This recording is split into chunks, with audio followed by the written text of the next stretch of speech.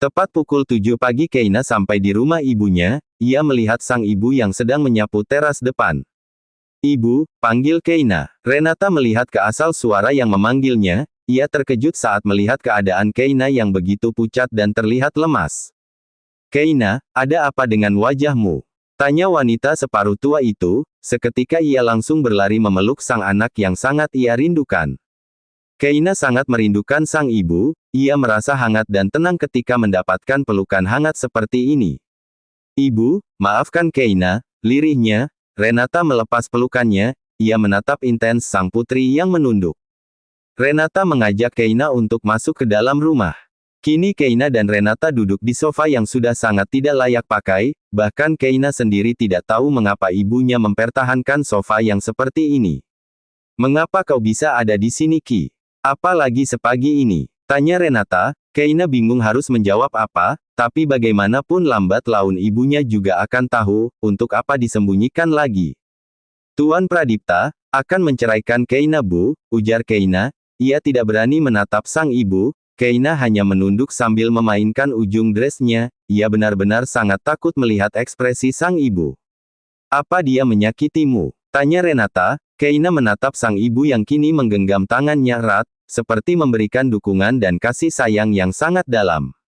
"Maafkan ibu, karena ibu kau harus menghadapi hal ini, kau tidak perlu takut nak, ibu selalu menerima dirimu dalam keadaan apapun," ucap Renata. Perkataan itu membuat Keina merasa hangat, ia tersenyum menatap sang ibu dengan air mata yang berlinang. "Keina hamil anak Tuan Pradipta," ucap Keina. Renata melotot tak percaya, bagaikan petir di siang bolong. "Hamil? Bukankah Pak Pradipta itu impoten?" tanya Renata. Ia benar-benar terkejut dengan ucapan Keina. "Aku tidak tahu sejak kapan dia sembuh ibu, dan sekarang aku telah mengandung anaknya. Lalu kenapa kau bisa diceraikan olehnya? Apa kau hanya dijadikan penyembuh saja? Apa dia tidak percaya dengan kehamilanmu?" tanya Renata beruntun. Ia sungguh sangat sakit hati dengan perlakuan Ezra terhadap putrinya. Keina hanya diam tidak menjawab pertanyaan sang ibu. Renata menghela napas panjang. "Baiklah, yang sudah terjadi biarlah, sekarang jika dia ingin menceraikanmu maka biarkan saja. Ibu akan merawat anakmu dengan baik, kita akan berjuang bersama-sama untuknya," ucap Renata. Keina mengangguk pelan. Tiba-tiba saja rasa mual menyerangnya, Keina langsung lari ke dapur menuju bathroom. Renata merasa kasihan melihat sang putri yang duduk lemas di depan wastafel, ia menghampiri Keina lalu memijat tengkuknya. "Kau harus kuat nak," ucap Renata.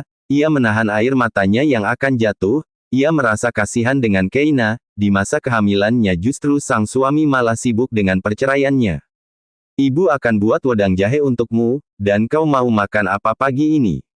tanya Renata. Keina merasa tidak menginginkan apapun, ia hanya ingin tidur seharian di kasur tanpa diganggu siapapun.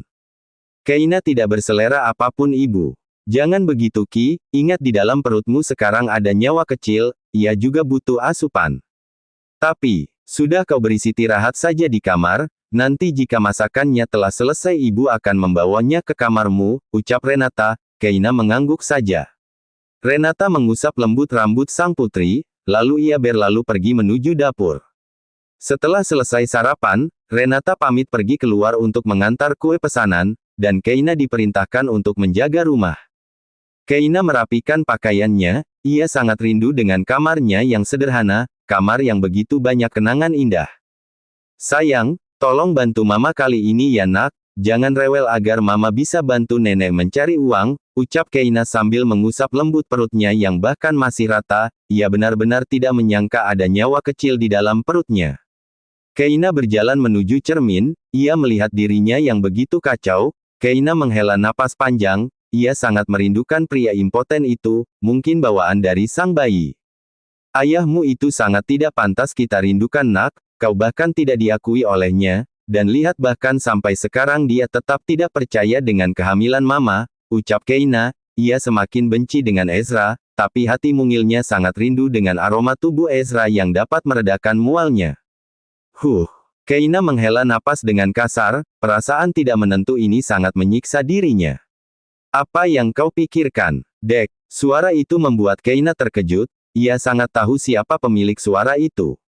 "Keina, Panggil suara itu lagi, Keina membalikkan badannya, dan benar dugaannya, suara itu adalah suara Ezra. Ezra berdiri di depan pintu kamar Keina dengan kemeja berwarna biru langit, terlihat sangat tampan dan manly. Keina sempat terhipnotis dengan ketampanannya, tapi Keina cepat-cepat menyadarkan dirinya. Apa surat perceraian itu sudah selesai?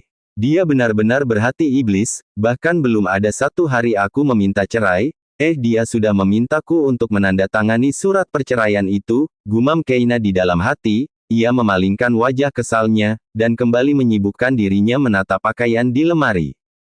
Keina, aku ingin. Mana surat itu? Sini biar aku tanda tangani, potongnya. Ezra menatap Keina dengan tatapan yang sangat dalam. Aku bukan. Oh, kau ingin mencaci diriku. Memaksaku melayanimu. Potong Keina lagi, bahkan ia tidak membiarkan Ezra selesai dengan perkataannya. Melihat Ezra hanya diam, Keina semakin yakin dengan tujuan Ezra sekarang. Dengarkan aku Ki. Apa yang perlu aku dengarkan darimu, Tuan Pradipta? Tanya Keina dengan intonasi tinggi, ia mulai kesal dengan pria yang berstatus sebagai suaminya sekarang. Ezra melihat ada kebencian di mata indah Keina. Ezra memaklumi itu. Ia sangat sadar dengan apa yang ia lakukan sangat tidak pantas mendapatkan maaf dari istri mungilnya. Karena Ezra hanya diam memandang ke arahnya saja dengan tangan di saku celana, Keina membalikkannya badannya dan pura-pura menyibukkan diri dengan pakaiannya yang tersisa di tas. Aku minta maaf, ujarnya. Keina pura-pura tidak mendengar ucapan Ezra. Keina, aku minta maaf padamu. Maafkan aku yang telah menuduhmu selingkuh dengan Harry, timpalnya. Keina menatap Ezra sekilas lalu kembali fokus melipat pakaian. Karena Keina hanya diam, Ezra pelan-pelan melangkah mendekati Keina, ia ingin melihat wajah cantik itu kembali tersenyum manis kepadanya. Aku sangat senang dengan kehamilanmu, maafkan aku telah meragukan bahwa kau sedang mengandung anakku, aku benar-benar bodoh Ki, lirih Ezra. Ia berjongkok tepat di hadapan Keina yang sedang duduk di pinggiran ranjang.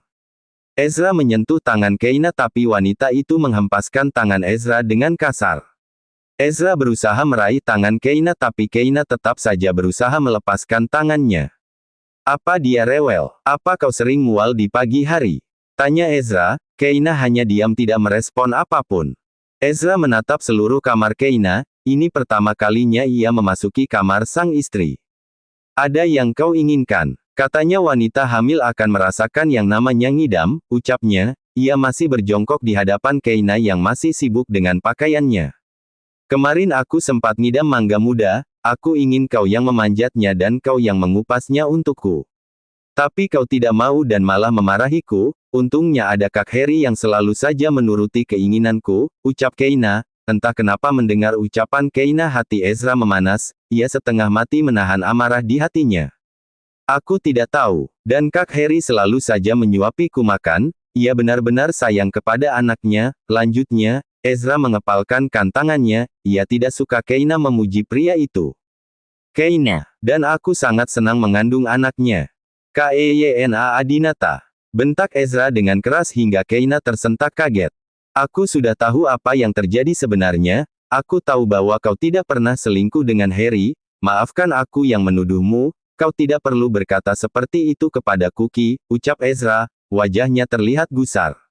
Keina menahan air matanya yang akan jatuh, bahkan hingga saat ini Ezra tidak pernah bisa berperilaku lembut kepadanya. Aku minta cerai, ceraikan aku Tuan, aku tidak mau hidup denganmu lagi, lirih Keina dengan suara sedikit tercekat. Ezra menggelengkan kepalanya pertanda ia tidak setuju dengan ucapan Keina. Ezra bangkit lalu ia berjalan keluar dari kamar Keina, ia merasa semakin banyak bicara maka Keina akan mengatakan hal-hal yang sangat tidak ingin ia dengar. Aku akan sering datang untuk melihat keadaanmu dan anak kita, aku menyayangimu, ucap Ezra, ia menatap Keina dengan tatapan lembut, walaupun wanita itu tidak mau menatapnya sama sekali. Ezra menghela napas panjang lalu berlalu pergi, ia harus ke kantor sekarang, begitu banyak pekerjaan yang menunggu kehadirannya. Saat Ezra sudah pergi, Keina menangis sesenggukan, masa kehamilannya kali ini benar-benar membuatnya jadi wanita yang mudah menangis. Keina mengelus perutnya yang masih rata, saat berdekatan dengan Ezra tadi mualnya menghilang begitu saja. Aroma tubuh Ezra benar-benar menghilangkan mualnya, Tiba-tiba ide brilian Keina muncul. Sebelum Ezra berangkat ke kantor, ia kembali pulang ke mansion utama, karena tidak sabar ketemu Keina. Berkas pentingnya ketinggalan di ruang kerja yang ada di mansion. Ezra berjalan dengan lesu, ia bingung bagaimana caranya agar Keina memaafkannya dan tidak terus mengatakan cerai. Langkah kaki Ezra terhenti kala ia melihat sang mama yang sibuk mengumpulkan pakaian kotor. "Ma," panggilnya. "Loh kamu kok enggak kerja nak?" tanya Rose. Ia memasukkan pakaian Ezra ke dalam paper bag. "Kerja Ma, ada berkas yang ketinggalan di ruang kerja," sahut Ezra. Rose mengangguk saja, ia kembali sibuk dengan aktivitasnya. "Pak Mus, tidak ada lagi pakaian Ezra yang sudah bau keringat?" tanya Rose. Pak Mus menggelengkan kepalanya. "Mau Mama bawa kemana pakaian kotor itu?" tanya Ezra. Rose tersenyum tipis. "Sudahlah kau kerja sana, jangan ikut campur urusan Mama." "Aneh," gerutu Ezra. Ia menggelengkan kepalanya dengan tingkah sang mama, lalu berlalu pergi. Rose tertawa kecil kala melihat kepergian Ezra. Ia benar-benar merasa lucu dengan kehamilan Keina kali ini. "Lain kali Pak Mus, pakaian Ezra jangan dicuci dulu ya, berikan kepada saya saja nanti," ucap Rose. Pak Mus mengangguk mengerti. Rose berlalu pergi menuju kediaman ibu Keina untuk mengantar pakaian Ezra. Ini semua perintah dari sang menantu tercinta. Keina memerintahkan Rose untuk tidak mengatakan hal ini kepada Ezra. Sebagai mertua yang baik, Rose setuju akan itu. Sementara itu, Ezra merapikan dokumen yang akan ia bawa ke kantor. Saat sedang merapikan dokumen yang menumpuk, ponselnya berdering. Ternyata itu Calista.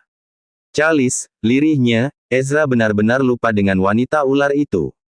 Ezra mengangkat panggilan dari Calis. Ia ingin tahu apa yang ingin dikatakan wanita itu setelah surat perceraian itu sampai. Ezra sangat yakin pasti Radit sudah memberikan surat perceraian itu kepada Calista. "Halo, Ezra, mengapa kau menceraikanku ha? Jelas-jelas aku sedang mengandung anakmu." "Ralat perkataanmu Calis, anak Harry bukan anakku," ucap Ezra dengan tegas. Ia benar-benar benci dengan Calis. "Aku akan datang ke perusahaanmu." Panggilan itu berakhir, Ezra memijit pelipisnya. Berhadapan dengan Calis membuat kepalanya semakin pusing. Kini Ezra sudah berada di perusahaannya. Ia sedang berperang dengan dokumen yang menumpuk. "Ezra," suara itu sangat ia kenal, dan ia itu adalah Calista. "Aku benar-benar tidak mengerti dengan apa yang kau katakan. Aku tidak selingkuh dengan Harry," ucapnya. Ezra diam tetap fokus membaca dokumen di hadapannya. "Keina yang memfitnahku kan?